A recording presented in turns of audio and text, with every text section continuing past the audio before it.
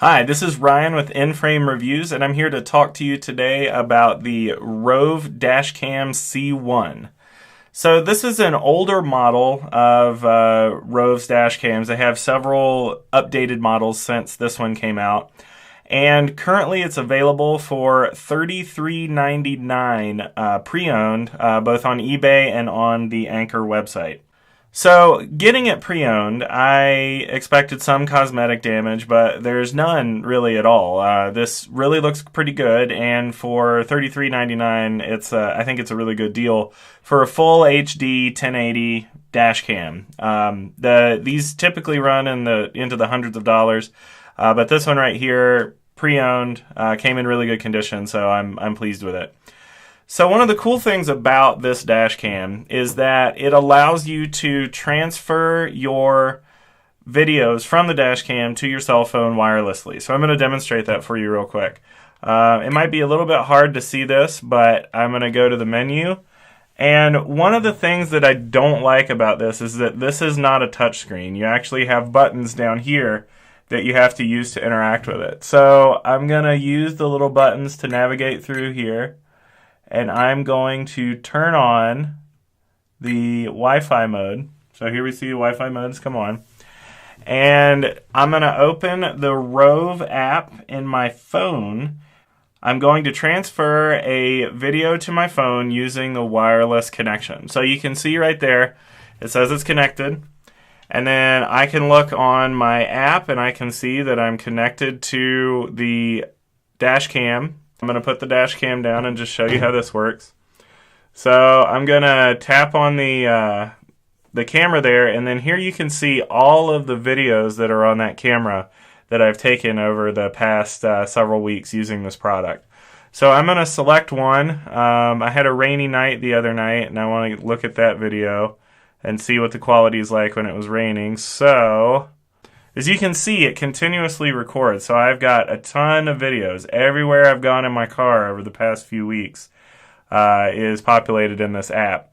So I had that rainy night, and I want to select one of those videos. So here we go. There's one right here. And all I have to do is click on it. And I can either view it over the...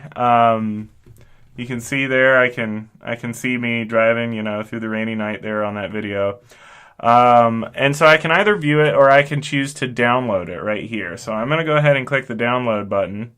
So you can see it's going to take, for the standard video, it's going to take a couple minutes to download. A lot of reviewers have complained about the download time.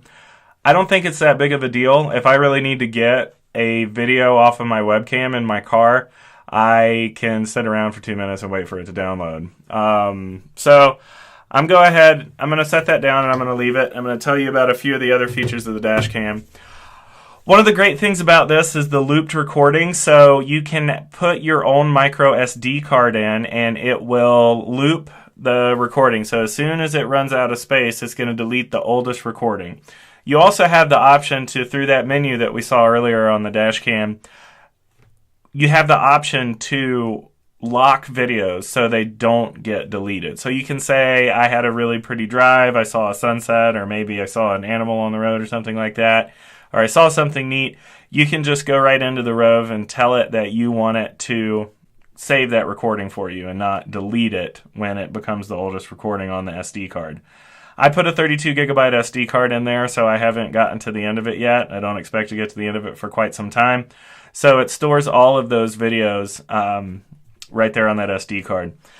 Another thing I really like about this is that it boots up and starts recording automatically when you have it installed in your car. As soon as power comes to it from the included car charger, it starts recording right away. It even gives you a little musical tone to let you know that it's recording so that you can drive off in confidence that you're going to have recorded everything that you want to have recorded. Another great thing about this is that it's a lot smaller than I expected it to be. It fits conveniently next to my mirror in a space that's covered by solar blocking stuff on my windshield. So I don't have to worry about it being in my line of sight. It's totally out of the way. So let's take a look at some of the videos. I'm going to go ahead and show you a video right now of me driving around at night in the rain, the one that I just downloaded onto my phone. So here it is. You can see that even though it is nighttime and it is raining, the HD video still allows you to see what's happening. One thing that to keep in mind is that you're not going to catch everybody's license plate because they're going to be too small and difficult to read. But if you're very close to somebody, for example, at a stoplight, you'll be able to see that license plate if you really need to. But it will definitely catch in very clear video any incidents that happen on the road when you are driving around. You'll totally be able to see what's happening. Here's another video taken during the day. You can see that it's just as clear as it was at night. It's really easy to see what's going on the road. It's got a wide angle so you can see all 4 lanes of traffic in this instance. So if somebody comes across the median and hits you or something like that, you'll be able to see that very clearly. The other thing I like about the wide angle lens is that it catches a lot of the natural scenery where you're driving through. I live in a very scenic part of the world, and I like to have video of the places that I drive through. And the wide angle lens allows me to capture all of the stuff that's going on and not just the road. So I really like that about the wide angle lens that's included in this product.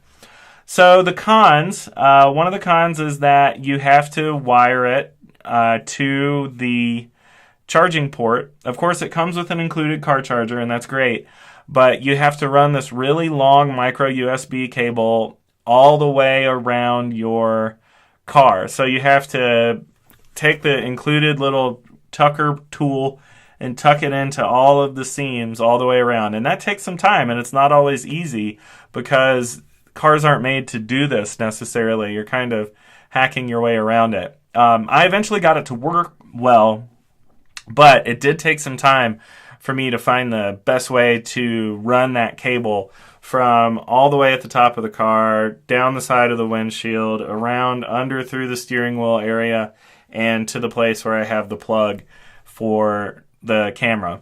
Of course, it does have a battery in it, and I don't think there's any way to really get around having a plug, but it is kind of a pain when you're installing it. It takes quite a bit of time to do that. Another thing that I dislike about it is that the car jolt sensor is pretty sensitive, so you get a lot of videos of nothing happening. I live in a really windy place, and the wind can trigger it even on its lowest setting. But it is good to know that if somebody does actually run into my car, it will turn on and start recording. That's what the internal battery is for, and it's nice to have that peace of mind.